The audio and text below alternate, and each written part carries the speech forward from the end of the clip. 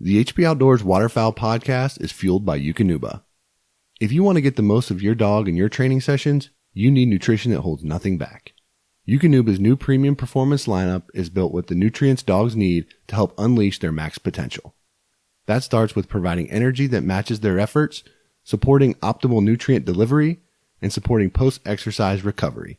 Check out the new Eukanuba premium performance lineup and find your dog's fuel at eukanubasportingdogs.com. You are listening to the HP Outdoors Waterfowl Podcast.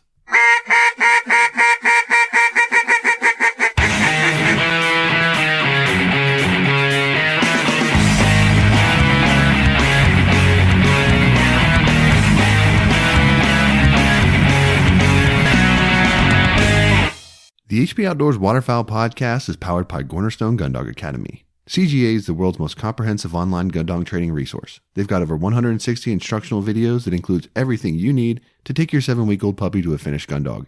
Visit cornerstonegundogacademy.com to sign up for the free preview module and begin your training journey today. Cornerstone Gun Dog Academy, the most advanced gun dog training resource on the web. Lifetime Decoy's new Flex Float Mallard decoys set the new standard for quality and durability in waterfowl decoys. An EVA foam, open bottom construction combined with patent-pended dual flow swim keel system allows for more movement and less wind, the ability to sit flat on ice and dirt, and virtually indestructible design which can be shot or otherwise punctured and still float. Each decoy weighs only 11 ounces with the self-righting keel weights removed or 19 ounces with the weights installed. Check them out today at lifetimedecoys.com. Soundgear is offering a 35% discount to the HP Outdoors listeners for their instant fit industrial and shooter products. You can head over to soundgearhearing.com and use the promo code HPO35 to claim your discount today. Welcome back to the Foundational Waterfowl Hunting course. This is Module 3, Lesson 6. And we are going to talk in this lesson about waders. Waders are probably one of the most talked about pieces of clothing that a waterfowl hunter will wear. And, as the nature of the name waterfowl hunting implies, a lot of times guys are spending a lot of their time in water hunting after these birds. So we'll talk a little bit about waders here and what you can kind of expect. There's multiple types of waders that you'll have to consider when making your decision. There's the traditional chest waders that you're probably familiar with seeing in magazines where the straps come up over the shoulders and it covers up to the mid-chest area. There's also hip waders that are just basically like a pair of pants. If you're not going to be hunting in water that's going to be deep enough where you would need any more of that, those are certainly a great option. And then there's hip waders that, are something that's common for guys who might be doing pack-in hunts and they have to cross certain waterways and things like that, or, just are going to be hunting in some very shallow flooded rice fields or something where they just don't need a lot of water coverage on their legs. A hip wader can be a great affordable option in that front. The one thing I do want to say about waders is that it's very important that when you're using chest waders specifically, that you incorporate a wader belt with your setup. A wader belt will go around like a belt, just like it implies, but it allows you, if you were to fall into the water and it were to come into the waders, it would prevent some of that the water from completely filling your waders and weighting you down.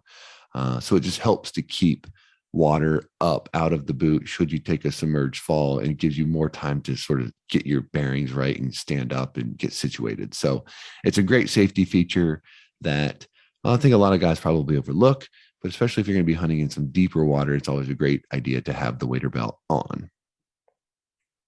I'm always jealous of the guys in hip waders in early September chasing teal that, they're hunting 2 feet of water and just get to go out and pick up birds. That's not what we get to do up here, but that's neither here nor there. The material that you're going to find is neoprene and breathable waders. So a lot of breathable these days, I'm running Sims G3, that's Gore-Tex, and we've talked about this over and over and over. The neoprene you would think would be much warmer for late season type hunts.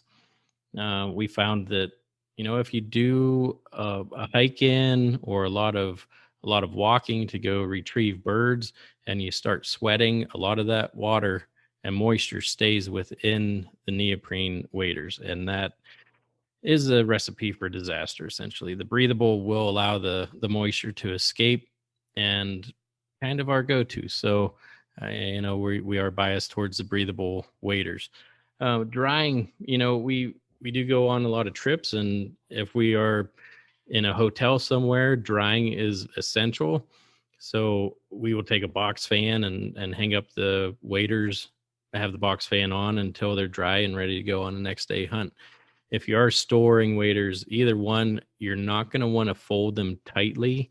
You want to lay them out somewhere and make sure that they don't get kinks that can essentially just make a soft spot in your waders and create holes for the next year. And going to maintenance, this is something that I've learned the hard way, is showing up to a hunt in the middle of winter after your friend drives 5 hours to hunt with you, and you have to leave early because you are so cold, you're shaking, and it's not a good situation to be in. That one, we weren't too far away from the truck and we're able to get out easily. But if you're out and that hits, you could be in some danger. So maintenance, make sure that you don't have holes in it. That's something you can check before season when the water's still warm, and get those holes taken care of.